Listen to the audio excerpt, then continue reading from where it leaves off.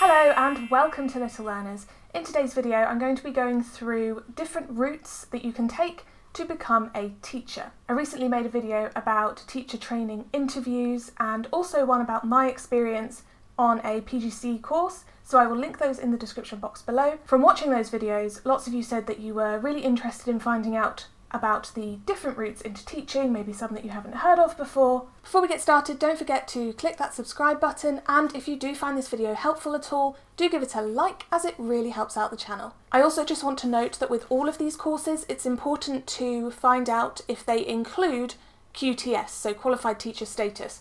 Can you get that through this course, or after doing whichever course you want to do you have to then apply for that yourself? So important to find out. Many of these routes I'm going to talk about do usually include QTS, but different providers might do things differently, so always check with your university, school, institution, whoever you're doing your course with. I'm going to split it up into undergraduate for people who don't have a degree and postgraduate for those of you who do already have a degree. If you're only interested in postgraduate, then I will put a little time code on the screen now so that you can just skip to that part of the video. Otherwise, let's get started. Undergraduate.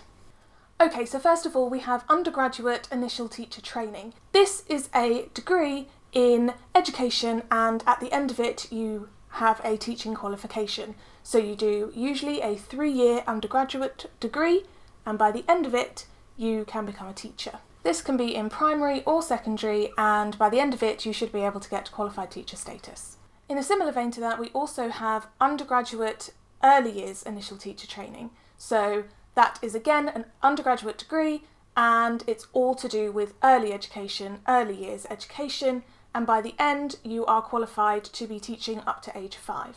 And by the end of this course you should have early years teacher status.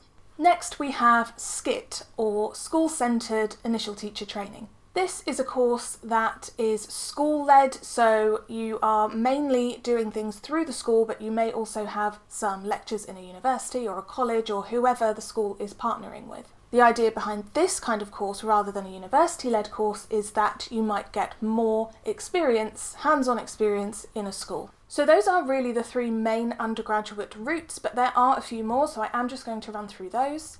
There is a level 5 diploma in teaching for post-16 education, and this will qualify you to be able to teach post-16. There is the Future Teaching Scholars Programme. This is a programme for outstanding A-level students with a passion for maths or physics. That is a university-led programme.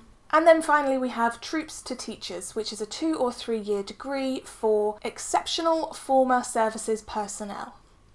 Postgraduate.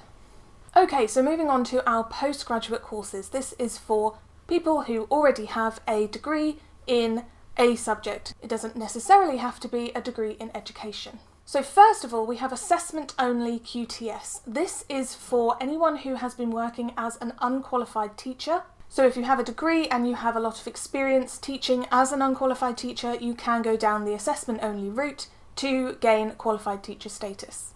Next we have a PGCE, or a postgraduate certificate in education. This is probably one of the most well-known routes into teaching aside from the undergraduate initial teacher training course. This is university-led, but you also have lots of school experience during it. It's usually just 1 year, and you should end up with qualified teacher status at the end.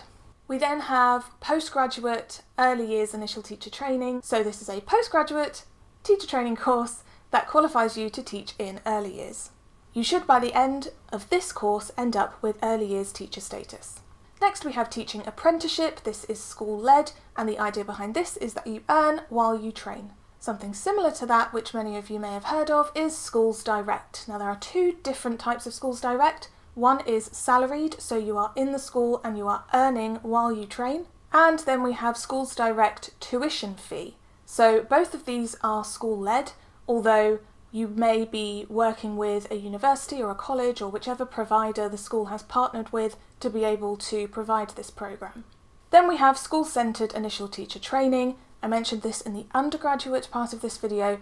This course is just 1 year, unlike the undergraduate one, and is school-led. Next we have Teach First, which is a 2-year course in school. You earn while you train, and you work towards a postgraduate diploma in education. Now we also have a couple of others that are a little bit different. We have return to teaching, which is for people who have been teachers but been out of the profession for a while and need support to go back into teaching, or for people who qualified as teachers but never taught in a school. And finally, we have researchers in school. This is for candidates who have or are working towards a PhD. It is a school-led course, and by the end of it you should end up with qualified teacher status. Okay, that is all of the routes into teaching that I'm going to talk about today. You can find more information on the UCAS website. I will link that in the description box below. Do let me know in the comments if you think I missed any, or if you have done any of these courses and what your experience was like. Again, I want to make very clear that with all of these courses, no matter where you find them, which university, which school, which provider, it's really important to check if you will get qualified teacher status with this course, or if you need to look into how you obtain that once you finish the course. If you found this video helpful, please do give it a like, as it really helps out the channel, and if you want to see more videos like this, do click the subscribe button. Thank you so much for watching, and I will see you next time.